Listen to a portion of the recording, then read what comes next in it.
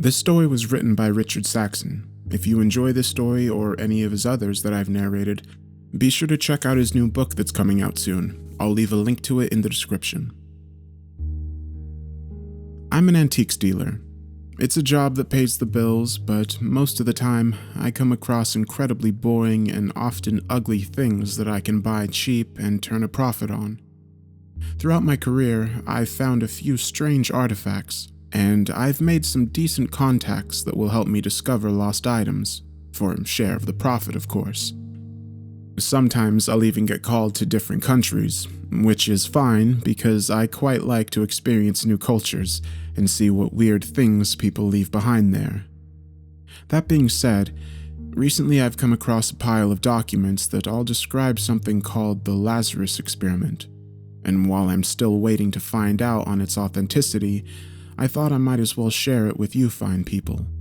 So here are a few entries that I picked out. I'm not exactly sure what to make of them. November 10th, Day 0. I've always been a man of few words, but this past week has been so full of peculiar events, I've finally decided to keep a journal. Even if never read by anyone, my thoughts will still exist on paper. An oddly comforting thought. Currently, I'm being moved to a secret facility. They've told me it's some sort of bunker situated deep underground. One where I can finally realize my full scientific potential. Seeing as I'm in the back of a covered truck, not being able to see outside, I can only say we've traveled for about 12 hours at this point. It all escalated so suddenly earlier today, when the state decided that I can be of some help to their cause. Unrest has been on the rise lately around the country, and everyone knows in their heart that war is inevitable. Honestly, I've never been into politics. I consider myself to be apolitical, and I believe the rumors were exaggerated. At least, I did until last night, when vandals broke into the university building, where they completely wreaked havoc upon my office and left obscenities on the walls, several slurs and warnings to get out of town. I cannot fathom why they hate me so much. I am a simple physicist with some slight unconventional ideas. As I entered my office this morning to clean what remained, I was approached by two men in shiny new military uniforms. At first, I was confused as to why they were with the military and not the police. I naturally assumed that they were there to question me about the events that had transpired the night before, but they showed no interest in that. I have to say, they were extraordinarily polite young men. The military usually treated people like myself with much less respect. These men, however, treated me as an equal. The older of the two was a man of higher rank in the military. He told me my work was well known to them, and that I had a unique opportunity to serve my country. Not on the front, nor on any battlefield, but in a state-of-the-art laboratory.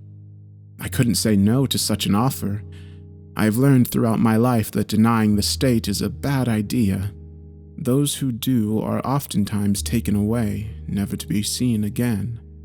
Time and discretion was of the essence, meaning I would have to leave with them immediately. I demanded to see my family, but they simply told me to write a letter and they would ensure that my wife received it. My dearest Leah, I have been requested by the state due to my research. I wish I could tell you this in person, however, our country is no longer safe. We all know war is coming. Everyone has to contribute to protect those we love, even if not on the battlefield. It is a great honor, but I leave you with a heavy heart and longing in my soul. I will be back soon enough to see our son take his first step. I think we should name him Adam. Maybe I will even be there for his birth. I love you always. Yours truly, Eleazar. I will finish my first entry here. The driver says we will arrive shortly. November 12th, Day 2. I've been guided through the facility today. There are 12 floors, all underground, but I will remain confined to the 4th floor. And with it, I can finally prove my theories. The director of this facility is a military man, an aged soul like myself, but still as strong as ever. He has been put in charge of monitoring the work happening here. The name will be the Lazarus experiment. A bit grandiose for my taste, but I will happily follow orders after being given this gift. Another thing which I found quite odd was my new fake name. The director said it was for my own safety, as this work should never be linked to any of us. So from here on out, I will call myself Peter, as long as I remain on the premises. November 17th, Day 7. For the past 5 days, I've attempted to explain the physics behind my project. During the meetings, I got the feeling that none of them liked me very much, all except for the director, who managed to convince them all to have faith in me. He said my experiments were essential to our cause. It's quite simple, actually, I told them. I do not wish to alter reality, but rather to create a rift through time itself and bring people to our time just mere moments before their deaths. By doing this, they will live, but events from the past will not change at all, because they are taken away rather than being killed. Of course, this requires some knowledge about when and where they died, which limits the capabilities of the machine I will build. But nonetheless, it will change the course of history. In a few days, the director will grant me full control over the 4th floor, with a crew of 17 to help me conduct my research. June 22nd, Day 955. It has been almost 3 years since I entered this wretched facility. On the way, we have faced so many setbacks I almost lost faith. The thought of being without my family rendered my mind useless. I just wanted to see them once. But my superiors refused me that privilege. By now, my son has been born. I've missed his first words and first steps. I just hope he's healthy. I've also overheard some chatter. The director has mentioned another project on several occasions. It has just been a whisper here and there, but they call it Operation Barbossa. No matter. I know the war is raging, and many lives have been claimed. Soon my machine prototype will be ready. Maybe then we will end the war, and I can finally see my beloved family again. November 3rd, Day 1089. It worked.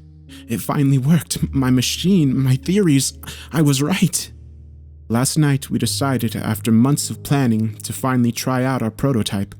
On our first attempt, we would not bring back any more than 7 subjects, all from the front lines of the battle.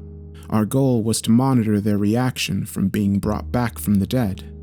Every superior, including the director, was present during our first and most important test. I was honored to flip the switch, and I smiled excitedly as I did. A part of me worried that the machine would not be able to handle the vast force we put on it. That alone is unlike anything ever created in our world. The pylon started rotating at an accelerating rate, quickly reaching as much as 10,000 rotations per minute. The machine held together gracefully as a bright blue light shot out from its core, illuminating our anticipating faces. We stood in silence for 10 minutes, the light increasing in intensity for each passing second. Soon it was too much to look at directly, as if staring at a brilliant blue sun. Suddenly, 7 small portals appeared scattered around the laboratory. They were dormant for a few minutes. But then, out of nowhere, 1 man fell from each portal. Their bodies slumped down on the ground where they lied silently. My crew ran over to check on their vitals. Sure enough, they were alive, but unconscious. Upon looking at their IDs, we could confirm their identities. All had died in the same battle, although not knowing each other. Now they were by our side, unscathed from the war. It's an achievement that will be remembered for millennia to come. No longer will wives lose their husbands to the battle. No longer will children have to grow up without a father. I have saved them all. November 10th, Day 1096. Each man we brought back remained asleep for about a week, but this morning they all awoke almost simultaneously. At first, not a single one uttered a word to us. They remained awake, but completely unresponsive to our inquiries. We prodded them and shook them, but nothing happened until exactly 3 hours after their awakening. The first man we interviewed spoke of his death. He had been shot in his chest, which punctured a lung. Despite his injury, he couldn't bleed out. His blood had frozen on the cold battlefield, leaving him to gasp for air until he finally froze to death. He had died alone, without anyone to comfort him during his last moments on Earth. It was impossible. If my machine worked correctly, he would have been brought back just before that fatal gunshot, yet he remembered the events surrounding his death. The man knew he should be dead, but didn't appear to be shocked or at all surprised to be sitting with us without a single scratch. He was calm, but also anhedonic, joyless. Tonight, I'll sleep uneasy. This experiment no longer feels like a hopeful attempt at saving lost souls. Something sinister lurks in the portals of the dead. December 12th, day 1128. I'm finally beginning to realize the magnitude of my mistake. It has now been approximately 1 month since the first subject woke up. I cannot bring myself to call them human anymore, not after what I've seen them do. They are simply no longer who they used to be. When asked whether they would continue the war effort, they seemed unafraid and careless about any harm that might occur, even though they already experienced the pain of death. They have lost most of their basic human instinct to stay alive. They are all dead now, all save for a single soldier we have isolated in a padded cell, a place where he is unable to hurt himself. It's our own fault, of course. We failed to monitor them at every hour of the day. 3 of the 7 subjects hung themselves in their room. 2 others repeatedly smashed their heads against the wall until their skulls cracked, and the final subject somehow got a hold of a gun. The last one haunts me the most. He had a gun but chose not to shoot himself in the head. Instead, he opted to shoot himself in the gut, firing all 8 rounds of the pistol. It took him 2 hours to bleed out, and through it all, he never spoke a word, just stared at us as we tried to help him, emptiness filling his eyes. Despite this major setback, the director is still confident in our cause. He claims with modifications we can fix the machine and bring back healthy subjects to fight in our war. September 8th, day 1763. As time goes on, I have almost forgot the feeling of sunlight warming my skin or the face of my beautiful wife. She was always too good for me. A monster like myself doesn't deserve any pity or salvation. It has been almost 2 years since our first batch of people were brought back from their deaths. Since then, I have modified my machine to bring back a much larger scale of soldiers, 23,154, a number I will never allow myself to forget. That is the number of the soulless men I have helped bring back, men that were immediately sent on to one of the 2 fronts we're currently fighting on. I can't imagine the horrors of fearless soldiers fighting without a cause, not longing for love nor freedom. Even in such a large number, it's hopeless. War has no winner. I pleaded repeatedly with the director to shut the project down.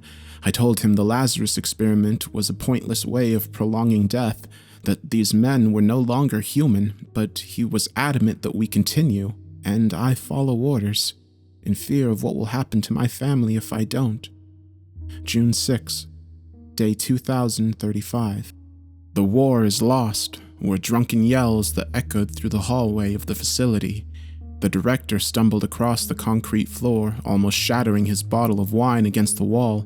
The other superiors quickly escorted him away. Me and my crew were kept in separate rooms while the superiors assessed the situation. After a few hours of waiting in anticipation, a guard entered my room and announced that the experiment was over. I was relieved, to say the least. After more than 5 years, I would finally be able to go home and see my family. I asked to see the director one last time to say farewell and thank him for the opportunity. I do not look up to him as much these days, but he served his country like I did, and for that, he deserves my respect. The director was sobering up when I met him, still a bit worn out from the alcohol, but clear enough to speak his mind. He told me that I was a great scientist that should have gotten much more out of life than I did. He told me he was sorry, but that he had no choice but to send me away. He even shook my hand before I left. I wouldn't be going home. The superiors told me it was due to the war. They said I would be sent to a camp where my family was waiting for me, the only place that was still safe for people like myself. It doesn't really matter where I go as long as I can see my wife and son. I wonder if he will even know who I am after all these years. I wonder what my wife has told him about me. I've never heard of the place I'm heading. The guards call it Auschwitz. I hope it's nice.